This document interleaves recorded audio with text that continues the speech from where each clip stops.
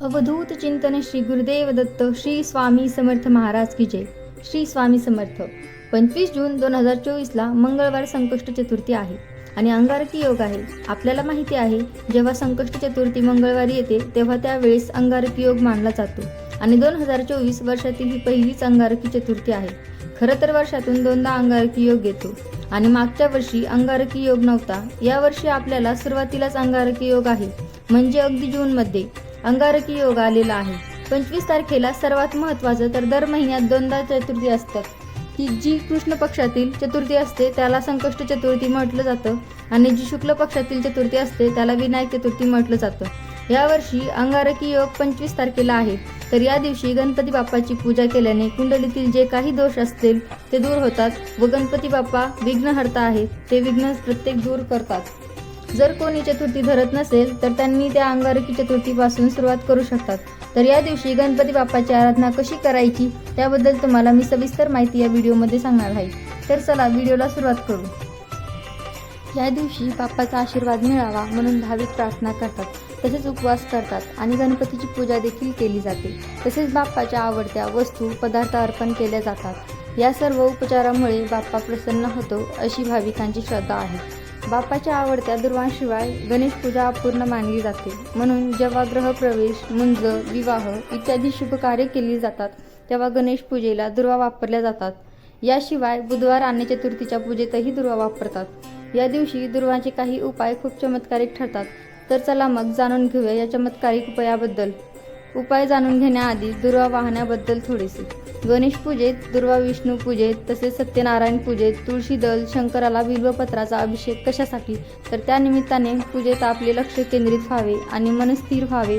आपण गवताला दुर्वा म्हणत नाही, तर गवतातून निवडलेल्या त्रिदलाला दुर्वा म्हणतो आणि त्या बाप्पाला अर्पण करतो. याचाच अर्थ हे काम अतिशय मन लावून करायचे आहे. मन एकदा का शांत आणि एकाग्र झाले की पुढचे काम आपोआप मोकळे होत जातात आणि चमत्कारही आपोआप घडतात. यासाठीच हे पुढील उपाय. संकष्ट चतुर्थीच्या दिवशी दुर्वा वापरण्याच्या पद्धती.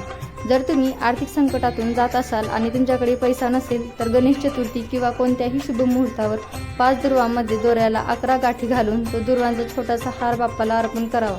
असे केल्याने संकटातून लवकरात लवकर सुटका होते. आपली मनोकामना पूर्ण करण्यासाठी गाईच्या दुधात दुर्वा मिसळून त्यापासून तयार केलेले गंध कपाळाला लावा. असे केल्याने तुमची इच्छा लवकरच पूर्ण होईल.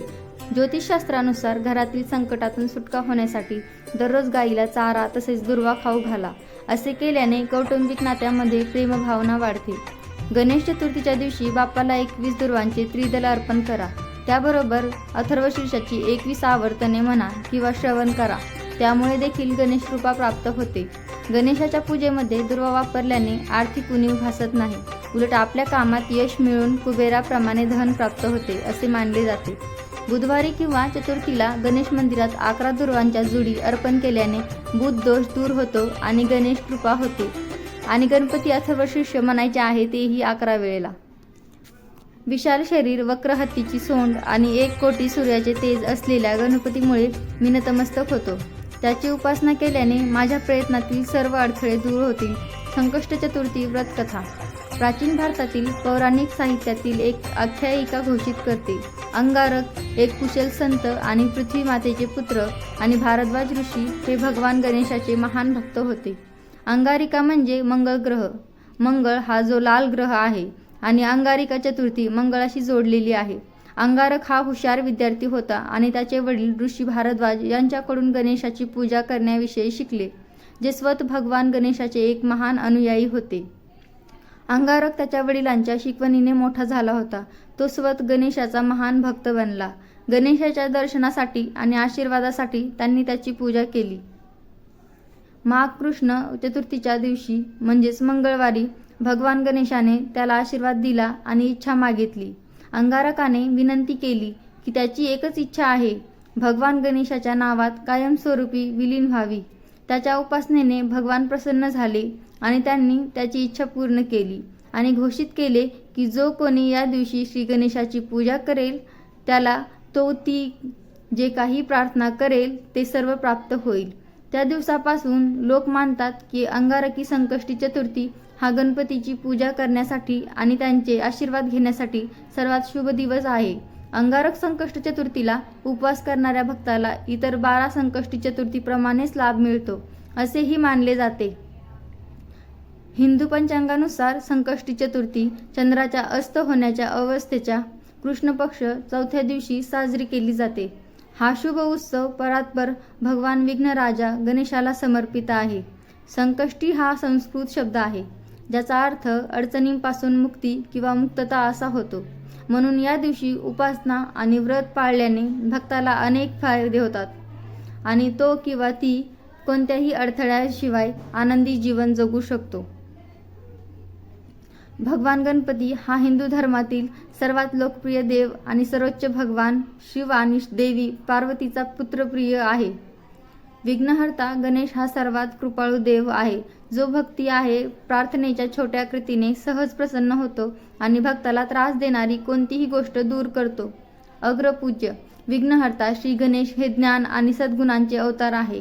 म्हणून या दिवशी उपवास आणि सर्वोच्च देवतेची स्तुती केल्याने भक्ताला ज्ञान, आरोग्य, संपत्ती आणि आनंद मिळतो. शिवपुराणात नमूद केले आहे की या शुभ दिवशी व्रत पूर्ण भक्तिभावाने आणि श्रद्धेने पाळल्यास तुमचे सर्व अडथळे दूर होतील.